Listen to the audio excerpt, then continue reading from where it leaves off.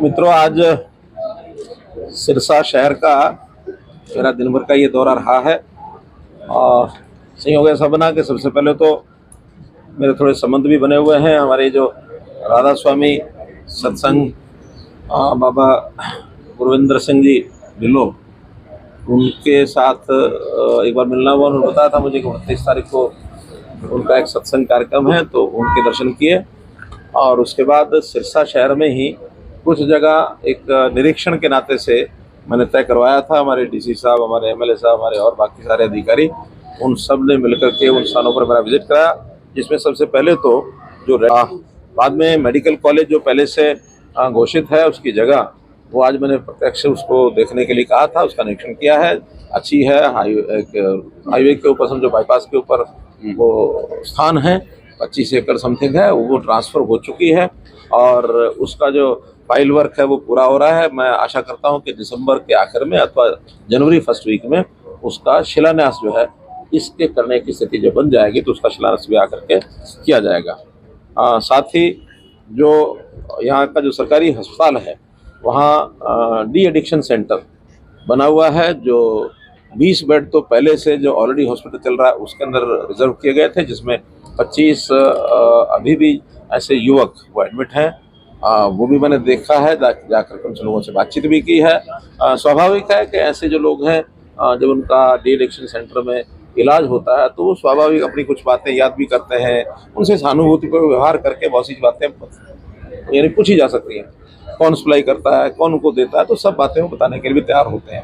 हमने deputy commissioner को कहा कि अपने एसपी साहब को कहा कि इन सब चीज़ों को भी सप्लायर तक पहुंचने की हम कोशिश करेंगे, ताकि सप्लाई चेन बंद हो जाए तो आगे कुछ ना कुछ इस चीज़ पर रोक लग सकती है। साथ ही वहाँ एक नया और एक 20 बेड का डी एडिक्शन सेंटर वो भी तैयार हो रहा है, बहुत जल्दी वो भी वर्किंग में आ जाएगा, तो वहाँ उसकी भी सर्विस और मिल जाएगी। इसके बाद अनाज मंडी सिरसा में जाना हुआ, वहाँ भी उनकी कुछ तकलीफें थी। मेन अनाज मंडी और साथ में जो एडिशनल अनाज मंडी 2-3 बनी हुई हैं और एक अनाज मंडी और है जो भी विकसित होनी है, उन सब के बारे में जानकारियाँ ली हैं, कुछ निर्णय वहाँ भी करके उनको बताए हैं। बड़ी बात यह है कि अलग अलग संस्थाओं की अनाज मंडी है, कहीं एचएसवीपी है, कहीं काम पब्लिक हेल्थ करता है, तो वो सब चीज़ें मार्केटिंग बोर्ड के अंतर्गत ही लाई जाएंगी और मार्केटिंग बोर्ड एनुअल मेंटेनेंस भी जो है मार्केटिंग बोर्ड स्वयं कराएगा। वहाँ के सीवरेज को भी और पुराना सीवरेज है उसकी भी जांच करा करके अगर आवश्यकता हुई तो सारा या अथवा कुछ पोर्शन उसमें नया सीवरेज भी डलवाया जाएगा। इसके बाद ऑटो मार्केट यहाँ की हमको मालूम है कि 1985 से वो ऑटो मार्केट बनी थी, उसकी ज़मीन उस समय एक्वायर की गई थी और बाद में दुकानें बनाई गई। कुछ दुकानें दे दी गई हैं, कुछ अभी निर्माणाधीन हैं, लेकिन कोई प्रकार के झगड़े जैसे पड़ते हैं तो पुरानी सरकारों के कुछ नियम इस प्रकार के बने थे कि विवाद बन गए और वो विवाद भी अभी तक निपटा नहीं है। पिछले 6-7 साल से हम कोशिश कर रहे हैं कि विवाद जो उसका निपटे। आखिर में डिपार्टमेंट के लोगों को भी हमने उसकी सारी कैलकुलेशन कराई है, उन लोगों के साथ भी बैठ के कैलकुलेशन की है। दोनों तरफ की बात की बातें समझौते में कुछ ना कुछ तो नियम जो पहले बने हुए थे उसको सरल किया है।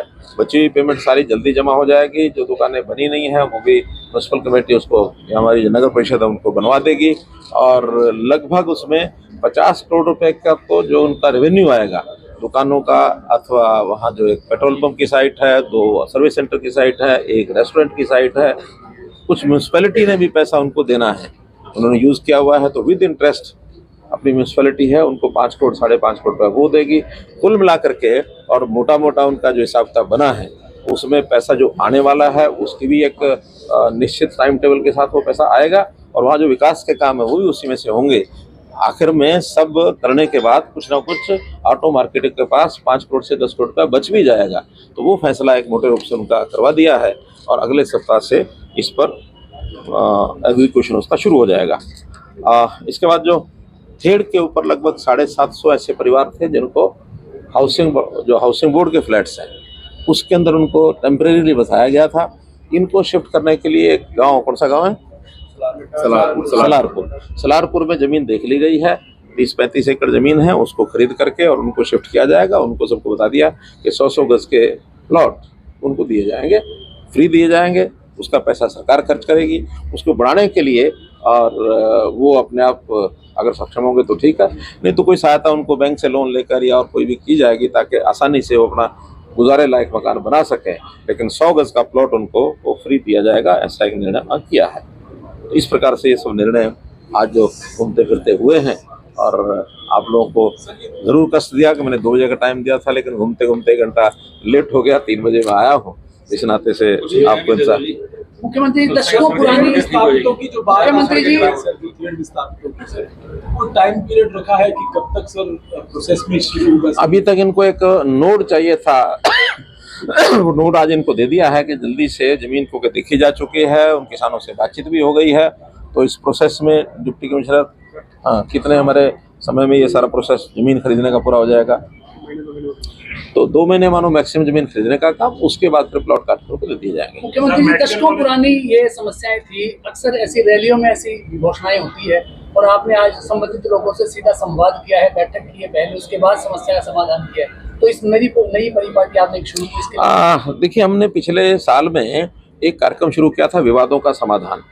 मुझे ध्यान में कि बहुत से ऐसे हरियाणा में विवाद हैं, कोई 15 साल पुराना, कोई 20 साल पुराना, 25-30 साल पुराना। एक विवाद तो ऐसा निकल करके आया, अभी जनसंवाद के कार्यक्रम किए हैं, तो कोई एक म्यूटेशन का एक झगड़ा वो लेकर के चला और हमारे अधिकारी भी उसमें जूझ रहे हैं। उसकी बात कुछ है, कोर्ट की बात कुछ है। तो अल्टीमेटली ध्यान में क्या आया, एक म्यूटेशन है सन 1902 की और एक म्यूटेशन उसके बाद हो गई 1906 में। नहीं किया जाता, वादा करके जाएंगे कि जिक्र नहीं किया जाता। आज मैंने प्रत्यक्ष उस साइट को देखा है और प्रत्यक्ष उसकी फाइलें भी देख ली हैं।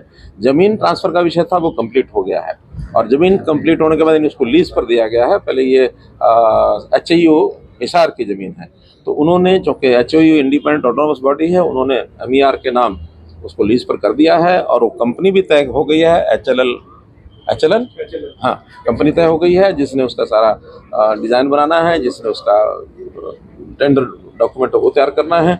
और जो मुझे बताया गया है कि जनवरी तक सब करके हम कंप्लीट इसका टेंडर लगा देंगे और टेंडर लगते ही शिलान्यास करने के लिए मैं स्वयं आऊँगा। मैं कह रहा हूँ जनवरी के महीने में शिलान्यास करने खुद आऊँगा। और एक बात जो मुझे आप सबके सामने अभी बतानी है, मैंने अभी किसी को बताई नहीं है, पहले यही उसका मैं रहस्योद्घाटन करता हूँ कि इस मेडिकल कॉलेज का नाम संत सरसाईनाथ के नाम से रखा जाए। को लेकर काफी सरकार भी गंभीर रही है, सिरसा पे खासतौर से मैंने ये गंभीरता कम है क्या? संत सरसाईनाथ का तो यानी इस शहर के बसाने में कोई भूमिका उनकी रही है ना। ये शहर अब तो संत बाबा सरसाईनाथ के नाम से जाना जाता है, तो बाबा सरसाईनाथ के नाम से इस मेडिकल, और हमने जितने भी ऐसे संस्थान हैं वो सब महापुरुषों के नाम से ही रखे हैं। नहीं, आज आपको पता है कि मैं 2 स्थान केवल इसी काम के लिए देखने के लिए गया हूँ, तो इसमें गंभीरता तो आपको ध्यान में आ ही रही होगी कि हमने 1 एकड़ जमीन के ऊपर रिहेबिलिटेशन सेंटर बनाया जाए रेड क्रॉस के पीछे, वो भी इस बात से लेकर के है। सरकारी अस्पताल के अंदर अगर डी एडिक्शन सेंटर एक चल रहा है, एक की और निर्माणाधीन है, वो देख के तो वो भी इस बात की गंभीरता है। हम इस विषय पर गंभीर हैं। आपको ध्यान में होगा कि अभी हमने जो साइक्लोथॉन, जो ड्रग फ्री साइक्लोथॉन सारे प्रदेश में चलाई है, घुमाई है, 1 सितंबर से शुरू किया था, 25 सितंबर उसका समापन हुआ और हर जिले में वो 1 दिन रुकी है। लेकिन सिरसा जिले में कितने दिन रुकी? 3 दिन, ताकि सिरसा जिला एक विशेष प्रभावित जिला है।